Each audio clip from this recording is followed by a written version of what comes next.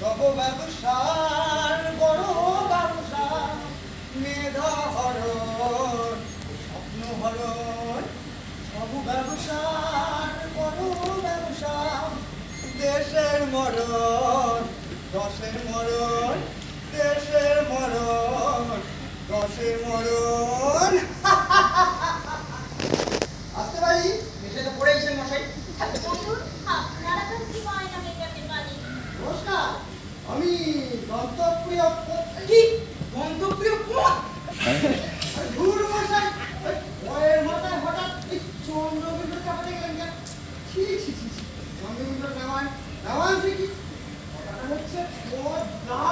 হ্যাঁ, বুঝেছি বুঝেছি, বই কোন দয়দার কোনটা? ও জয় জ্যোতি দয়দার চৌকিদারের মতো অনেক। আরে বাবা পদ্মা পদ্মা, হ্যাঁ এই ময়ে ময় আর জয়ের ডাল পদ্মা হচ্ছে পদ্মা নয়, এ পদ্মা হলো মহাজন, মানে টাকার দালাল। দন্তপ্রিয় পদ্মা, তার নামটা তো বেশ জোরদার। কিন্তু দন্তপ্রিয় বাবু, আপনার নামের শুরুতে এই দন্ত মানে দাঁতটা এসে লাগলো কি করে?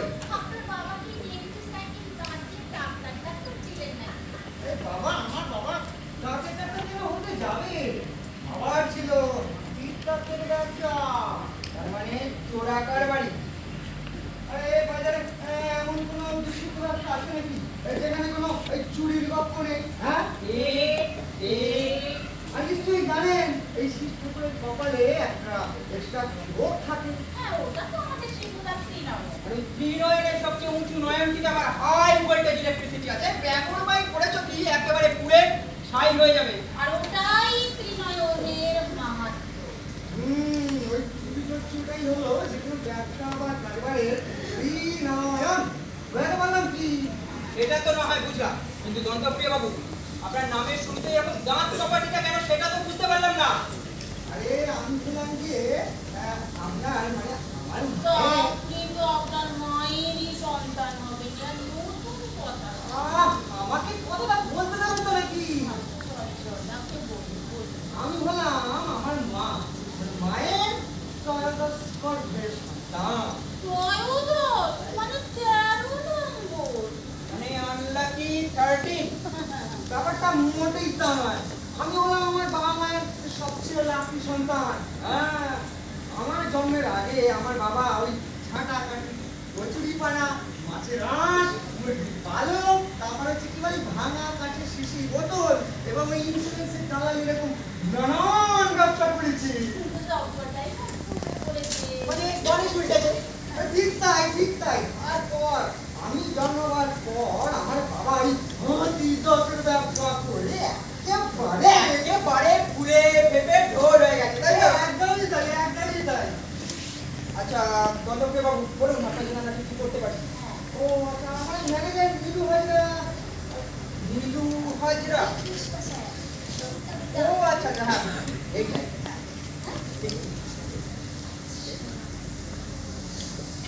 এইটা তো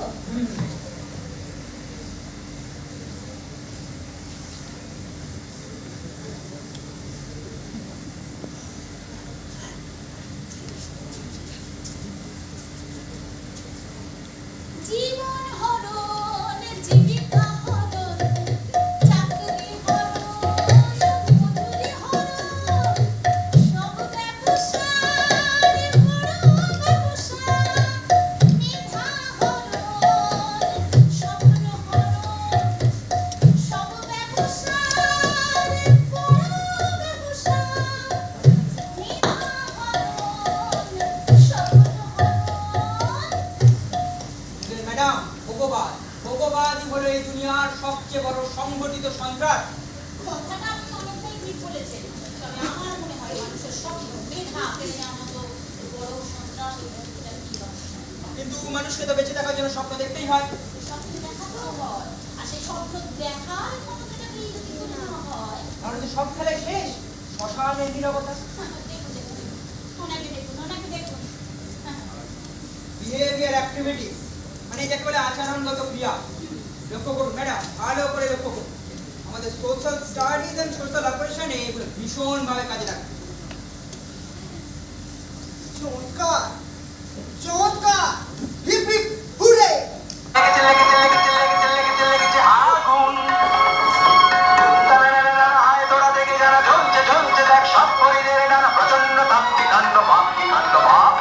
চলে উড়ে যা, যা, চলে উড়ে যা। চির বসন্ত এক আশ্চর্য আয়ুর্বেদিক প্রোডাক্ট যা আপনাকে কখনো বুড়ো বা বুড়ি হতে দেবে না। চির বসন্ত যা একবার সেবন করলে আপনার বয়স ভুলে যাবে। চির বসন্ত ক্রিম যা সারাদিনে মাত্র একবার সারা অঙ্গে মাখবে। আর মনে রাখবেন সারা অঙ্গে কিন্তু আর তারপরই আশ্চর্যজনকভাবে আপনি হয়ে যাবেন Uttam Suchitra. No no no no no, Virat Kohli Anushka হচ্ছে না, হচ্ছে না। এই শোভন বৈশাখী বাবা কর্তব্যিতা চালিয়ে যাও, চালিয়ে যাও।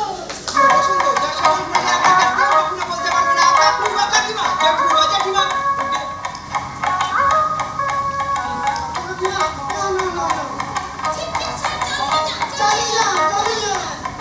মাসিমা মেসমশাই দাদু কিংবা দিদিমা কিন্তু আপনি সকলকে বলতে পারবেন মাসিমা অল্প খাবো। চির বসন্ত যা একবার সেবন করলে আপনার যৌবন বলবে যেতে পারি কিন্তু কেন যাবো? চির বসন্ত যা সেবন করলে আপনি বলতে বাধ্য হবেন ফুলমণি ফুলমণি বাড়ি আছো। চির বসন্ত একবার সেবন করলে পৃথিবীর যাবতীয় সুখ কেবল আপনার ভাগ্যে। চির বসন্ত যা সেবন করলে আপনাকে বছর বছর বিবাহ বার্ষিকীর হ্যাপা পোয়াতে হবে না। কেননা আপনি ভাবতে বাধ্য হবেন আজই সবে মাত্র এখনই আপনি বিবাহ করেছেন।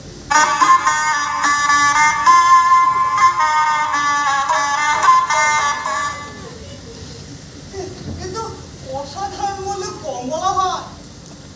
ও চাটু গরম, বাজার গরম করার পক্ষে একেবারে বাম্পা। কিন্তু কিন্তু বিজ্ঞাপনের সুবিধা আমি কোনো আপনার বাজেট যখন বড় পড়ে তখন চির বসন্ত না হয় কোনো স্টার নাইট মেকার হাতের বাজার লঞ্চ করবে। হ্যাঁ, আর মোটামুটি গল্পটাও আমরা ঠকে ফেলেছি স্যার। হ্যাঁ তাই নাকি? হ্যাঁ। এটা নাকি গাছে না উঠতে এক তাড়ি তো জানি। এই ধরুন এই মাঝবয়সী এক ভদ্র মহিলা, হ্যাঁ, দুই ছেলে মেয়েকে নিয়ে স্কুলের পথে। তা ওই পায়ে হেঁটে না গাড়ি করে? গাড়ি নয় পায়ে।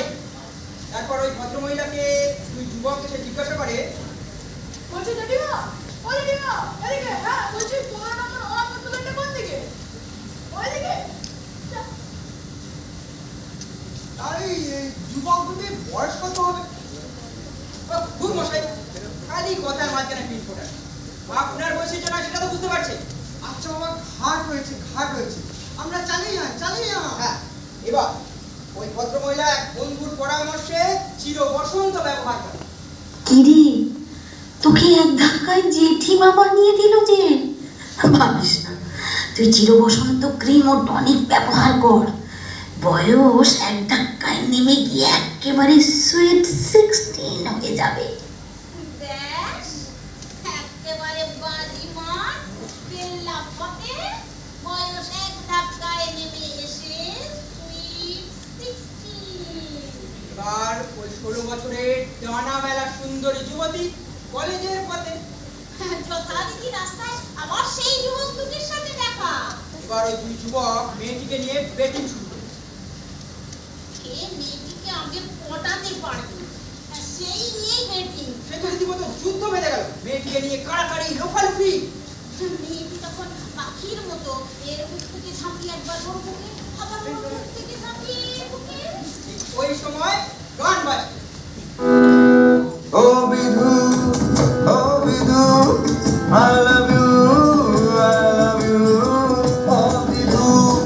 ও বিধু, I love you, ওর বুকে নয় তুই মোর বুকে আয় না, ওর বুকে নয় তুই মোর বুকে আয় না, ও বিধু, I love you, ও বিধু, তুই আমার, ও বিধু, তুই আমার, ও বিধু, ও